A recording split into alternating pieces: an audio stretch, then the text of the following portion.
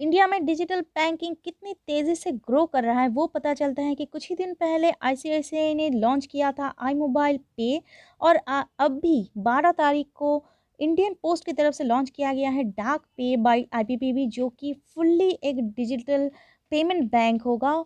तो इस payment bank के ज़रिए आप यूपीआई से या फिर कॉन्टैक्ट से भी पेमेंट कर पाएँगे। कैसे कर पाएँगे? आप पहले तो इंस्टॉल कर लीजिए, फिर आपको कुछ परमिशंस देना होगा फ़ोन में। परमिशंस देने के बाद आप फिर ओके में क्लिक कीजिए। अगर आपके मोबाइल में एयरपोर्ट प्लेन मोड ऑन है या फिर वाईफ़ाई से कनेक्टेड है, तो आपके फ़ोन में कुछ एरर शो कर सकता है। कैसे टाइप का एरर?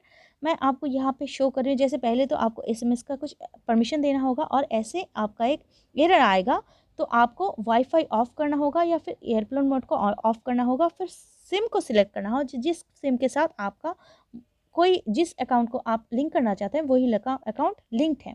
इसके बाद आपको कुछ इन्फॉर्मेशन देना होगा, name, date of birth, email address और पासकोड देना होगा 4 डिजिट का। इस पासकोड के साथ ही आप लॉगिन कर पाएँगे बाद में। तो यहाँ पे आपको फिर कंटिन्यू करना होगा। सब डिटेल्स देने के बाद फिर आपका बैंक सिलेक्शन का प्रोसेस आता है। बैंक को सिलेक्ट कर लीजिए। स्टेट बैंक का मेरा यहाँ पे मैं सिलेक्ट कर रही हूँ। यहाँ पे मुझे 2 अकाउंट शो करेगा, यहाँ पे मुझे सेट करना होगा। अगर आपका पहले से ही सेट है तो आपको ग्रीन सिग्नल दिखाई देगा, अगर सेट नहीं है तो आपको रेड सिग्नल दिखाई देगा और आपको एटीएम कार्ड का डिटेल्स देना होगा, 6 डिजिट नंबर, जो लास्ट 6 डिजिट है, और वैलिड मंथ और ईयर देने के बाद आपको कंटिन्यू में क्लिक करना होगा। कंटिन्यू में क्लिक करने के बाद आपके पास एक ओटीपी आएगा। ओटीपी को आपको डालना होगा और उसी के साथ में यूपीआई पिन को सेट करना होगा। जो यूपीआई पिन 6 डिजिट का होगा उसको कंफर्म भी आपको करना होगा। कंफर्म करने के बाद आपका यूपीआई पिन क्रिएट हो जाएगा सक्सेसफुली। फिर आपको ओके में क्लिक करना है। ये होगा आपका होम इंटरफेस। यहाँ के थ्रू में ही आप पेमेंट कर पाएंगे, कलेक्ट कर पाएंगे पेमेंट को, या फिर अप्रूवल जो होगा वो भी पेंडिंग अप्रूवल को आप यहाँ से रिजेक्ट या एक्सेप्ट कर पाएंगे। आपको अगर बैंकिंग थ्रू में मतलब अकाउंट के थ्रू में आईएफएससी कोड में देना होगा तो यहाँ पे आपको क्लिक करना होगा, या फिर आप अगर यूपीआई आईडी से क्लिक करना मतलब पे करना चाहते हैं तो यहाँ पे आपको वो यूपीआई आईडी देना होगा, या फिर कॉन्टैक्ट में जाके आप अलाउ करके कॉन्टैक्ट के थ्रू में भी पेमेंट कर पाएंगे, जैसे आप गूगल पे या फिर फ़ोनपे में करते हैं। फिर आपको कंटिन्यू करना होगा और यहाँ पे आप देखिए ट्रांजैक्शन हिस्ट्री आप चेक कर पाते हैं। स्कैन करके भी पे आप कर पाएँगे।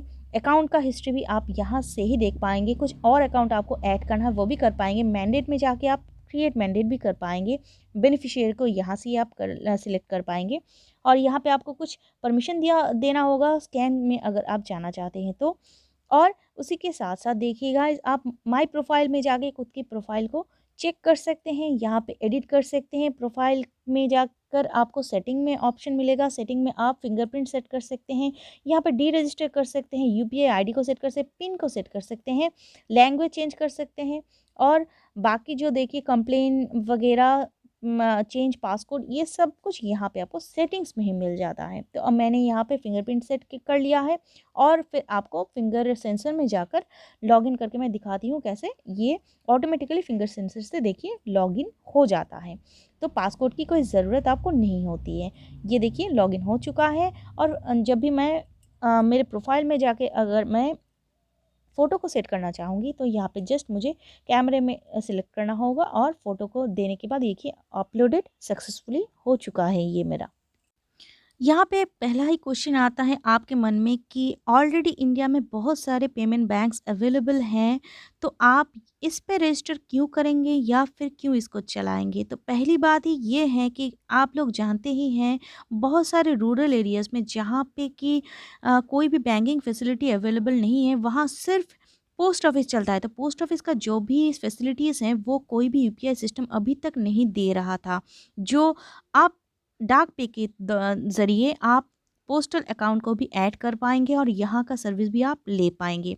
और उसी के साथ-साथ क्योंकि ये फुल्ली सेंट्रल एप्लीकेशन है, मतलब डाक पे जो है वो तो पोस्टल के थ्रू में लॉन्च किया गया है और एनपीसीआई की गाइडलाइन से ही ये चलेगा, एनपीसीआई के माध्यम से ही चलेगा। तो सिक्योरिटी भी आपको 100% मिल जाता है और बाकी ये चलेगा या नहीं चलेगा, इसका फ्यूचर क्या होगा, तो वो तो आपके ऊपर डिपेंड करता है और हम लोगों के ऊपर डिपेंड करता है, क्योंकि बाकी जो कंपनीज़ हैं वो हमें और ज़्यादा ऑफ़र देकर हमारा मन लुभाते हैं। तो यहाँ पे वो चलेगा या नहीं चलेगा, ये बाद में रिव्यू ही हम दे पाएंगे और आप भी दे पाएंगे। तो गाइज, डार्क पे के बारे में आपका रिव्यू क्या है वो मुझे नीचे कमेंट सेक्शन में ज़रूर बताइएगा। तो चलिए मिलते हैं फिर से कोई नए इन्फॉर्मेटिव वीडियो के साथ, तब तक के लिए stay safe, stay healthy guys. Thank